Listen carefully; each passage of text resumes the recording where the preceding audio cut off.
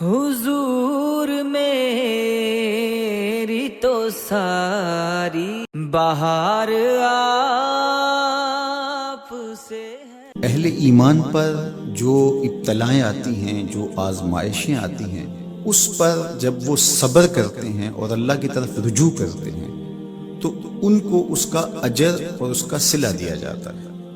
حضور نبی رحمت صلی اللہ علیہ وآلہ وسلم نے ارشاد فرمایا کہ مومن کے پاؤں میں کانٹا بھی چبھتا ہے تو وہ بھی اس کے گناہوں کا کفارہ بنتا ہے، وہ بھی اس کے لیے بہتری کا ضامن بن جاتا ہے۔ تو جو وبائیں آتی ہیں، تکلیفیں آتی ہیں، تو وہ اس کے لیے بہتری کی ضامن ہوتی ہیں۔ اسی لیے تو وباؤں سے جو اللہ پر یقین رکھتے ہوئے انتقال کرتے ہیں وہ شہید کے زمرے میں آتے ہیں۔ کتنا بڑا درجہ ہے شہادت کا، لیکن ان کو یہ نصیب ہوتا ہے۔ وہ اپنے آپ کا محاسبہ کرتے ہیں۔ کیسے ہمیں پتہ چلے کہ جو مصیبت ہمارے اوپر آئی ہے وہ سزا ہے یا ابتلا ہے؟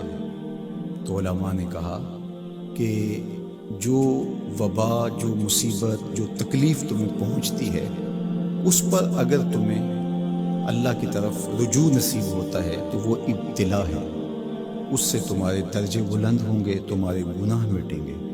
اور اگر ان آزمائشوں، ان امتحانات اور ان وباؤں کے باوجود بھی تمہارا اللہ کی طرف رجوع نہیں ہوتا اور تم اسی طرح اپنی زندگی کو گزارتے ہو جس طرح اس سے قبل گزارتے ہو تو وہ تمہارے لیے سزا ہے۔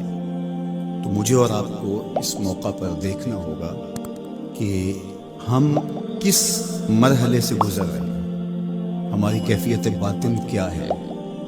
کیا یہ خوف و ہراس کا عالم اور یہ وبائی امراض اور اس وقت پوری دنیا کے اوپر جو کیفیت ہے وہ ہمارے لیے اللہ کی قربت کا سبب بن رہی ہے، رجوع اللہ کا ذریعہ بن رہی ہے، توبہ و استغفار کا سبب بن رہی ہے؟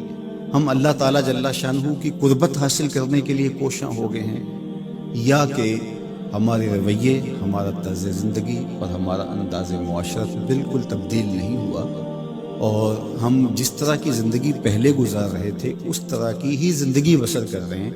تو پھر یہ ہمارے لیے سزا ہے، ورنہ ہمارے لیے ابتلا ہے، آزمائش ہے، امتحان ہے، اور ہم اس میں اللہ کی قربت کے ذریعے سے اللہ کی پناہ میں آ کے سرخرو ہو رہے ہیں، کامیاب اور بامراد ہو رہے ہیں۔ یہاں ہمیں دیکھنا ہوگا کہ اس وقت سسکتی انسانیت کے لیے ہمارا رویہ کیا ہے۔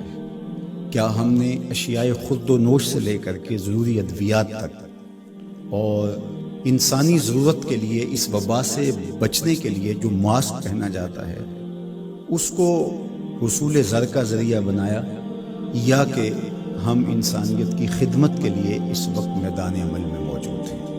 تو ہم اپنے عمل سے، اپنے رویے سے اپنے آپ کو جج کر سکتے ہیں، اپنے آپ کو دیکھ سکتے ہیں۔ اقبال نے کہا تھا اپنے دل سے پوچھ، ملا سے نہ پوچھ۔ تو ہمیں اپنے اندر سے فتویٰ ملتا ہے ہم کس جگہ پہ کھڑے ہیں، تو ہمیں اس حوالے سے اپنے آپ کو دیکھنا چاہیے۔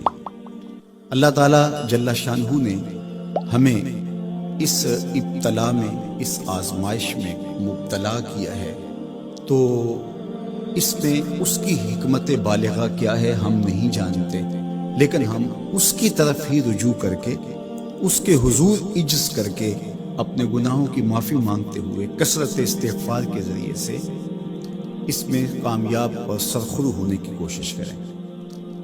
اللہ جل شانہ کے محبوب علیہ السلام نے ہمیں مشکلات سے صبر کے دامن کو تھام کر گزرنے کی تلقین کی ہے، اور صبر اجر کا ضامن بنتا ہے، اور اگر بے صبری کے ذریعے سے اور واویلے کے ذریعے سے ہم وقت گزارتے ہیں تو تکلیف تو اس سے کم نہیں ہوتی، لیکن اجر برباد کر بیٹھتی ہے۔